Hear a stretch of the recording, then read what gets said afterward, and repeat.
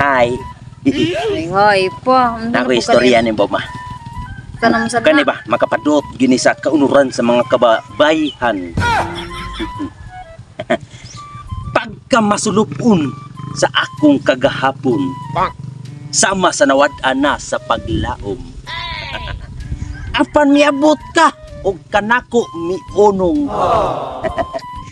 Imong gihatagan og kahulugan ang kinabuhi ko nga karon pinakamatahon.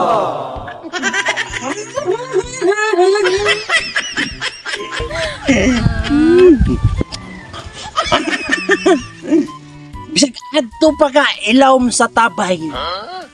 Pabitayan ti ka sa dako na kong lagay para ikaw magkapyot, magbitay-bitay.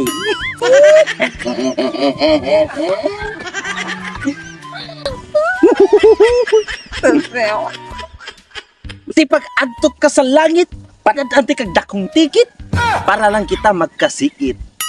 Sana all.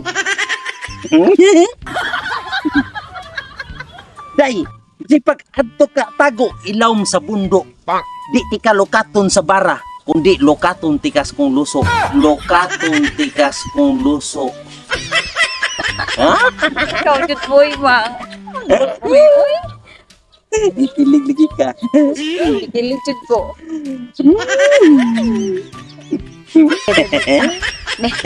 Humana man jud ka sa imuhang mga balag-balag, imuhan naman sa gitripan sa imong balag, be ako na sa imong utanan nimo. Yes, tama. Kinahanglan ha, tubog ka na jud seryoso nga tubag. Aw, tubago nung seryoso ko. O sige ka nang unsa English nang langaw? Langaw? Wala ka ba ay? Wala. Graduate ng ka-grade 1. Nya, di ka mo English na langaw. Okay, grade 1 raman. Yun silang English langaw. Ang English sa langaw, fly. Wow. Ay, di ay.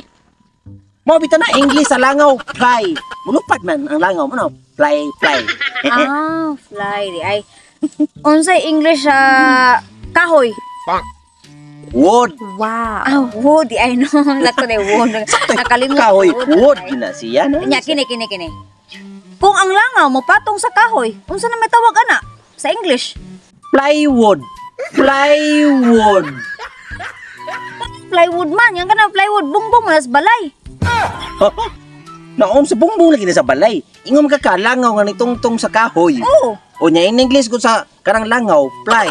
Nya sa kahoy, wood. Nya ang langaw ning tungtong sa kahoy. Nya mo nag-ingon og plywood. Inaana di ay na. Tag-an pa jud ko di jud ka magtinarong jud nang mutana kita sa tinarong tubagon pud nimo na mga binuang. Plywood bitaw no unsa man sa kahoy. Sure jud ka. Sure jud na. Wa jud klaro puro sa din ang binuang mo tudlo nako oy ikaw jud buhino grabe jud kay ka ay. Imuha lang kung atik-atikan anay imuhang balak-balak na ako mo tanan nimo dili na ko nimo tarungon. Pero ganahan nga minas ko mga balak no. Ano jud kayo ay napailain. Napailain boy. Ato nya nang tingbo na pud sunod ba. Kay mag-practice aki ka magmo praktisanan pero ato na ko ipabukagay ug ipadagayday sa uban.